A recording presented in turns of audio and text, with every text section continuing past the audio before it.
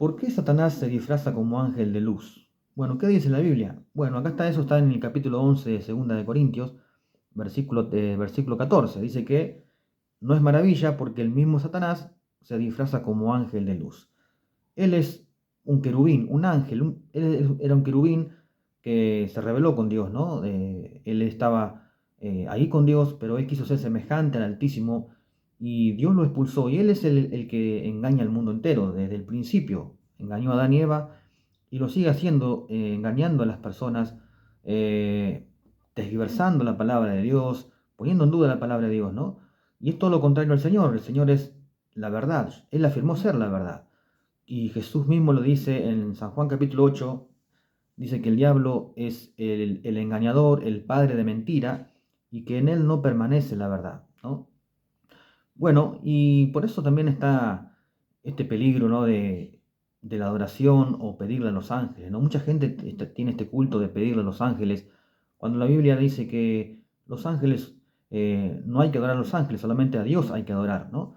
Eso le pasa, por ejemplo, a Juan, que él se equivoca y él quiere, cuando el ángel le da la revelación del Apocalipsis, Juan va a adorarle al ángel y el ángel dice, no, no lo hagas, adorá a Dios, yo soy un consiervo como vos, ¿no?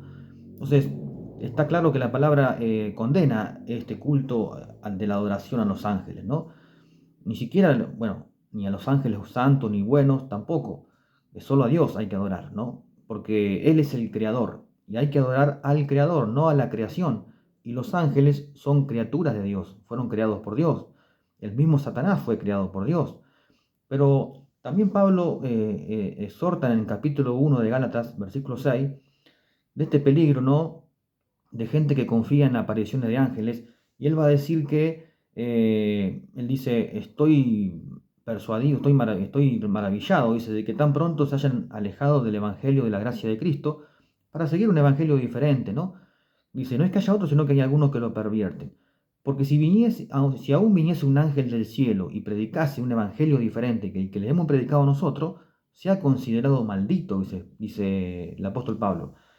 Entonces, saben que hay muchas religiones que son herejes y sectas que basan su doctrina, su dogma de fe o su dogma de fe en apariciones de ángeles. Los fundadores de estas religiones, bueno, afirman de que vieron un ángel y que les comunicó ciertos dogmas de fe, ¿no? O creencias. Entonces, como por ejemplo los testigos de Jehová, los mormones, hasta los adventistas también dicen que también tuvo una aparición de ángeles, ¿no? De un ángel. Pero bueno, ellos ignoraron las escrituras de Pablo, que Pablo dice que si aún un ángel viene del cielo y les predica un evangelio diferente, sea considerado maldito, ¿no? No hicieron caso a la palabra, ¿no? Y ellos tienen una doctrina distinta, ¿no? Al cristianismo. Los testigos de Jehová, por ejemplo, no creen que Jesús sea Dios y ellos dicen que era el arcángel Miguel, lo mismo los mormones, y bueno, y así tenemos, ¿por qué? ¿Por qué? Porque el diablo se introduce en la religión. El diablo no muestra su verdadera cara, él lo que hace es realmente vestirse, porque él es el amo del disfraz, y se disfraza como ángel de luz, y usa a sus ministros también, que sus ministros también se disfrazan como ministros de Dios o como apóstoles del Señor, pero en realidad no lo son. Si leemos el contexto acá en el capítulo 11 de Segunda de Corintios, versículo 13 dice, porque estos son falsos apóstoles, obreros fraudulentos, que se disfrazan como ángel de luz, como apóstoles de Cristo, dice. Y no es maravilla porque el mismo Satanás se disfraza como ángel de luz. Así que no es extraño si también sus ministros se disfrazan como ministros de justicia, cuyo fin será conforme a sus obras. Vemos acá entonces el contexto de que habla de que Satanás se introduce en la religión usando a falsos ministros, falsos apóstoles, falsos maestros, para predicar un evangelio diferente, otro Jesús, como dice más arriba, en el contexto, dice Pablo en el versículo 3, pero temo que como la serpiente con su astucia engañó a Eva, vuestros sentidos sean de alguna manera extraviados de la sincera fidelidad a Cristo, porque si viene alguno predicando a otro Jesús que el que hemos predicado, o si recibís otro espíritu que el que habéis recibido, u otro evangelio que el que habéis aceptado, bien lo toleráis. Pablo está diciendo, guarda, hay otro Jesús, están predicando otro evangelio, han pervertido el evangelio y están predicando otro Jesús. Y eso es lo que hace Satanás. Se introduce en la religión, es muy astuto y usa sus falsos maestros, sus maestros o sus falsos ministros que predican de Jesús. Sí, predican de Jesús, pero de un Jesús como un salvador inútil, que no puede salvar a la humanidad. Y eso mismo estaba pasando a los Gálatas. Estaba introduciendo un falso evangelio y hablaban de un falso Jesús, de un Jesús que no era suficiente, que hacía falta también guardar la ley, guardar los rituales de la ley, circuncidarse y todo eso, ¿no? Entonces estaban diciendo de alguna forma, no, Jesús no es suficiente, hay que ayudarle, como que no es un Salvador perfecto, único y suficiente, sino que es un Salvador inútil, estaban diciendo de una forma. Y hay muchas religiones que hacen esto, ¿no? Incluso los musulmanes, por ejemplo, ellos dicen que creen en Jesús. Mahoma, que bueno, él escribió en sus escrituras que tienen los musulmanes, él dice que Jesús es un profeta que fue nacido de la Virgen. Incluso dicen, pero él dice que Jesús volverá también, pero niegan que Jesús sea Dios y niega también de que haya muerto en la cruz y que haya resucitado. Entonces vemos que predican de Jesús, claro, y alguien puede decir, no, pero ellos también predican de Jesús. Entonces somos lo mismo. No, no, ellos no, ellos creen que Jesús no es Dios. Nosotros sí creemos que Jesucristo es Dios. Entonces, y ellos dicen que Jesús no murió y tampoco resucitó. Entonces, en vano fue su muerte. O sea, es como que tienen a Jesús como un salvador inútil, como que no, fue un profeta nada más. Niegan la crucifixión. Y esto es lo que hace el diablo, ¿no? Se introduce y quiere en la religión y quiere él que la gente no entienda, no valore, no comprenda el enorme sacrificio de Cristo que él hizo a nuestro favor, ¿no? Y eso pasaba ya con los gnósticos en el tiempo de Juan. Por ejemplo, él va a decir en el capítulo 4 de Primera de Juan, él dice en el versículo 1, amados, no creáis a todo espíritu, sino probad los espíritus si son de Dios, porque muchos falsos profetas han salido por el mundo. En esto conoced el Espíritu de Dios. Todo espíritu que confiesa que Jesucristo ha venido en carne es de Dios, y todo espíritu que no confiesa que Jesucristo ha venido en carne no es de Dios. Y este es el anticristo, y este es el espíritu del anticristo, el cual vosotros habéis oído que viene y que ahora ya está en el mundo. O sea, ya había anticristos. Está el anticristo, que va a ser en el tiempo final, que habla Pablo en 2 de Tesalonicenses, capítulo 2, bien claro. Pero están los anticristos que siempre hubo y hay aún, que están en contra de Cristo, que son religiosos, no son antirreligiosos, son religiosos. Predican de Jesús, pero de otro Jesús. No es el Jesús de la Biblia, no es el Jesús que los apóstoles predicaban, que ellos vieron y estuvieron con él, no es el Jesús que ellos realmente fueron, testigos presenciales de la muerte, la resurrección de Cristo, ¿no? Entonces había algunos que decían, bueno, estaban los gnósticos que decían que Jesús no había venido en carne, que Dios no se había humanado, que era como un espíritu, entonces no era en forma humana. Y bueno, esto era una herejía tremenda, porque si Jesús no había venido en carne, entonces no había muerto en la cruz y tampoco había resucitado. Entonces atacaban de una forma muy, muy terrible, ¿no? Lo que era la muerte, la doctrina de la que creemos todos, ¿no? La crucifixión de Cristo, que Él murió por nuestros pecados y que Él resucitó entre los muertos al tercer día, que fue sepultado realmente y murió.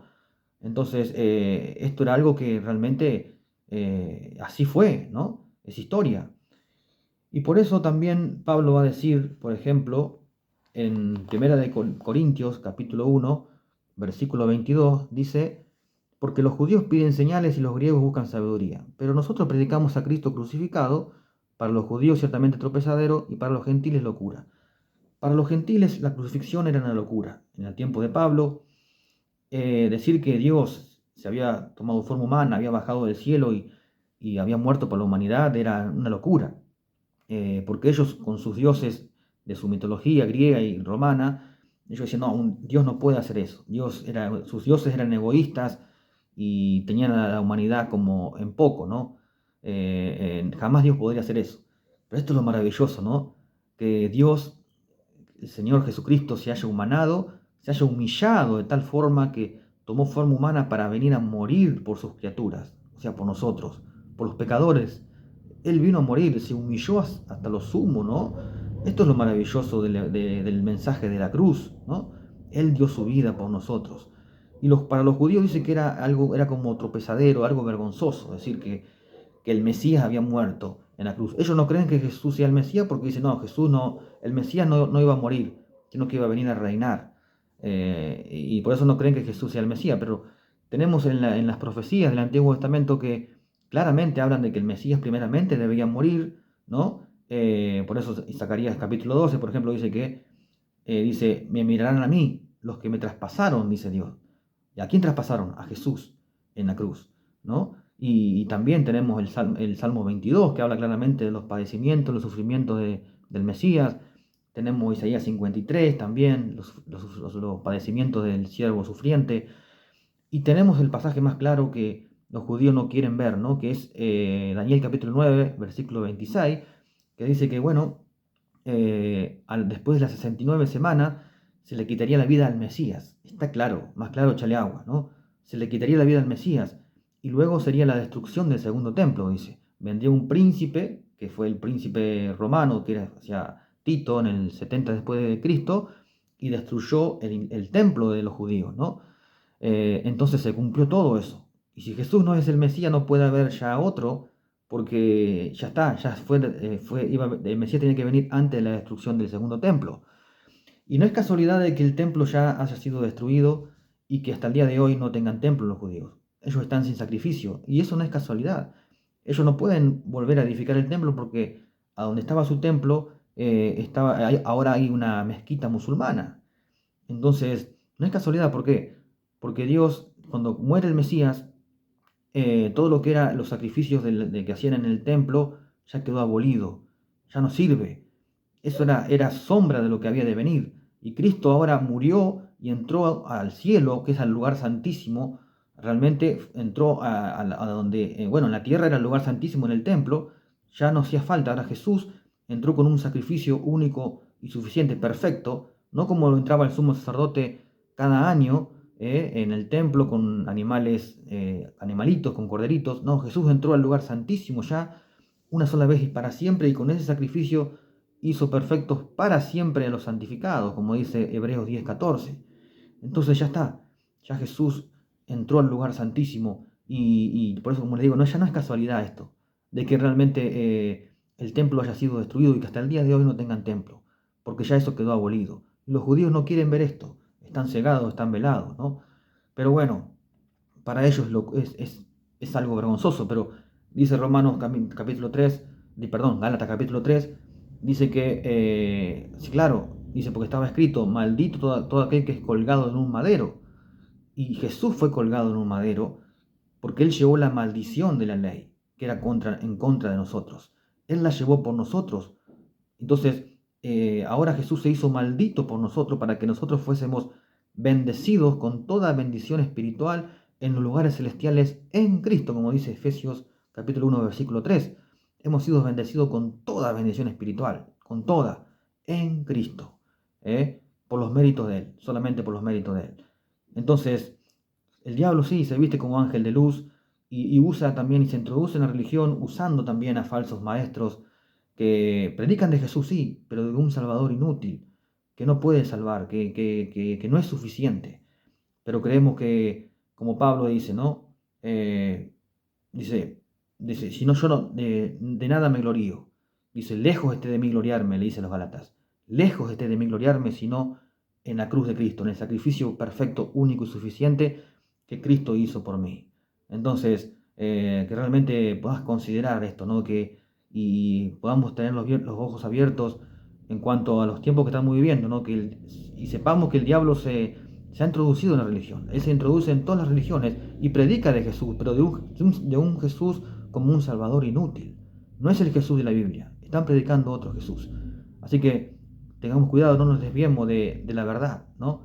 Jesús afirmó ser la verdad y realmente Él lo demostró de haber resucitado entre los muertos. Así que, hermanos y amigos, si han llegado hasta acá, espero y les gustó el video, que realmente me gustaría que lo compartan con otros para que la palabra de Dios corra y sea glorificada.